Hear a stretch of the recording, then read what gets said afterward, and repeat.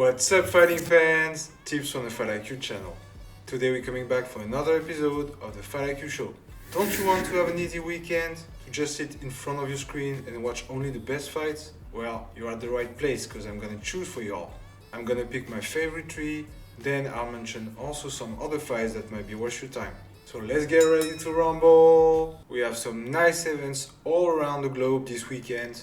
166 in Qatar on Friday 1st, Oktagon 54 in Czech Republic on Saturday 2nd, the UFC Fight Night in Vegas on Saturday 2nd, the Serrano vs Malykhin boxing event in Puerto Rico on Saturday 2nd, and the Lopez vs Abe in Verona, New York on Saturday 2nd. As you can see, a lot of events, a lot of bouts, but here are the three bangers that you shouldn't miss. Number 3, Luis Alberto Lopez vs Rhea Abe, main event of the boxing card with the same name in Verona, New York on Saturday 2nd. And it will be for the IBF featherweight world title. I love this kind of matchup, a pressure fighter versus a counter fighter.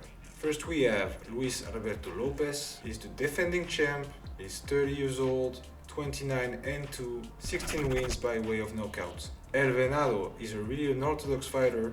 I love the way he moves. He seems to be always in movement, jumping around. I think he has a lot of power for the weight class and he has a formidable volume of striking. This guy is gonna set the pace from the beginning of the fight, overwhelm his opponent and find openings. He's the IBF featherweight champion since December from 2022 after winning via majority decision versus the tough Josh Warrington. Since then, he defended his belt twice. The first time in May from 2023, where he knocked out Mick Conlan in the 5th round, and the second time last September, where he dominated Joet Gonzalez and won via unanimous decision. He will face the mysterious Rhea Abe. I say mysterious because he's not so famous outside of Japan, but we saw last weekend that Japanese boxing is no joke.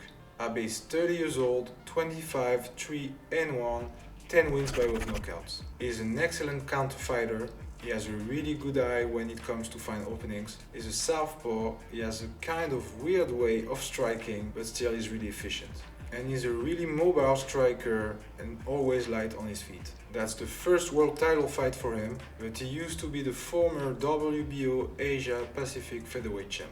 In 2022, he beat Hinata Maruta in May and Jinky Maeda in December, both via decision. He fought the former champ Kiko Martinez in April from 2023 and he completely dominated him. 12-round maestria and he won via unanimous decision. That will be his first fight outside of Japan, and I think that might play a role in this bout.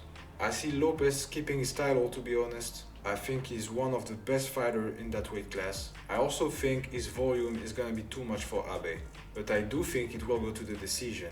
Abe is gonna make the champ miss a lot in the early rounds. Number 2, Tang vs Stanley. Co-main event of the 166 in Qatar on Friday 1st, and that will be for the featherweight championship. So we have a title fight and a rematch with that one. They already faced each other in August from 2022 and Tang won via decision, snatching the belt from Stanley.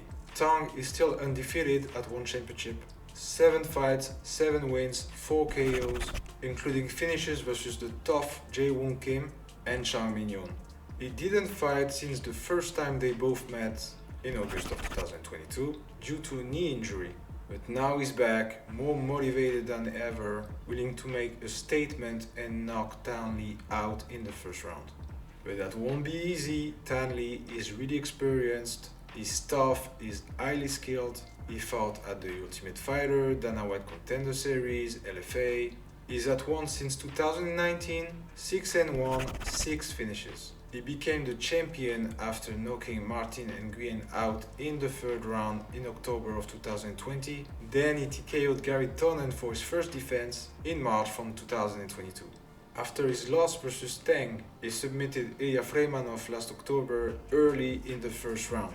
I'm still shocked by that performance, to be honest. He's really determined to take his title back and I'm sure he will aim for a finish as well. So to recap, 2 KO artists, huge power in their hands, both willing to make a statement, so I predict fireworks and I don't know how this could last 5 rounds. Even though Tang is younger by 10 years, I do believe that Lee is in an amazing shape and that he will find a way to get his belt back. I think that he will take advantage of Tang's cage rust and of his eagerness to get a finish to deliver an highlight reel knockout. And number 1, Rainier the Reader vs Anatoly Malykhin. Main event of the 166 in Qatar on Friday 1st. And that's for the middleweight championship. Definitely the best fight this weekend. It ticks every box. Title fight, rematch, grudge match, potential 3 division champ. What do you guys want more? 2 of the most dangerous guys pound for pound, ready to write another chapter in their heated rivalry. The champ, Rainier the Reader, 16-1, 14 finishes, 12 submissions. He has an incredible resume. He beat the best one championship had to offer him. He TKO'd Gilberto Galvan, won a close battle versus Leandro Ataides. He choked Angla Ensong to get his title and then beat him again to add the light heavyweight belt to his collection. And finally choked Abbasov and Vitaly Bigdash. The guy seemed pretty invincible until facing Anatoly Malykhin, the heavyweight champ, in December from 2022 to defend his light heavyweight title. And Malykhin shocked the world, knocking the Reader out brutally. It was the last fight to date for the Reader, but now he's coming back, he's hungry, he's motivated, he wants to avenge his loss and to keep his belt. Indeed, this fight takes place at middleweight this time, and that's Malykhin who will try to get the title from his opponent to become a 3 division champ. Malykhin is a scary dude, 13-0, 13 finishes, including 9 KOs. He arrived at one championship in March from 2021 and started to demolish every man he faced. Alexandre Machado, Amir Aliakbari, Kirill Grishenko, and most recently Ariane Boulard last June. It's really hard to know who will get that one, guys. Malykhin definitely had the power advantage at light heavyweight, but middleweight is the weight class of the Reader. That's where he's the best. Also, I'm pretty sure the Reader learned from his last fight. He's not going to strike versus Malykhin, and I expect him to go grappling really early in the fight. And as one of the best grapplers we have in MMA, I expect him to win by submission and to shock the world with his performance. And for sure, they will have to do a third one after that. I hesitated a long time to put those following fights into my top 3. The rematch between Jared Brooks and Joshua Pasio for the MMA strawweight title at 166. 2 incredible fighters in that weight class. Gonna be a fight with a high pace. Prepare guys for 25 minutes of action with a lot of technical grappling exchanges. Alex Perez versus Muhammad Mukayev at UFC Fight Night was also really close to being my top 3. 2 top 10 flyweights, but I thought that it would be too one-sided to be into the top 3. I see Mukayev running through Perez and finishing him before the limit. Not that Perez isn't good, but he has only 2 fights in the last 4 years, lot of medical issues, and I don't see him able to stop the ascension of Mukayev, who has 4 finishes in 5 UFC fights. The last one was the co-main event of Lopez vs Abe, Kolmatov vs Ford. It's for the vacant WBA featherweight title. I think it's a really interesting matchup between 2 guys who like to dictate the pace and drown their opponents with their volume. If Lopez vs Abe wouldn't have been on this week, this fight would have been in my top 3. Some other fights might be interesting. Ariane Boulard vs Amir Aliakbari. 2 powerful heavyweights who will clash at 166. At the UFC Fight Night, Vitor Petrino vs Tyson Pedro. Nice light heavyweight showdown. Oliveira vs Sopai, a fight in the prelims versus 2 high potential bantamweights. Omar Nurmagomedov vs Bekzat Almakhan. Russian vs Kazakh. 16-0 versus 17-1, including big amount of finishes. The more I speak about it, the more hype I feel. I will keep an eye on the main event also, but I'm not a huge fan of it. Keep an eye on Oktagon 54. There are tons of high potential European prospects and a nice middleweight title fight.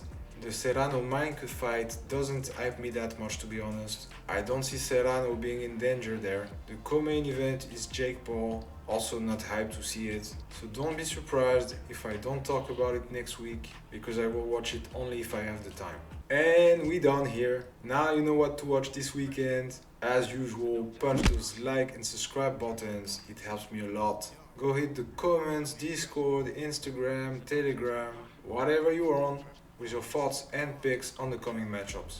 Enjoy the fights, I'll see you next week. With a right, but I might go lefty. I make plus with it, so don't test me.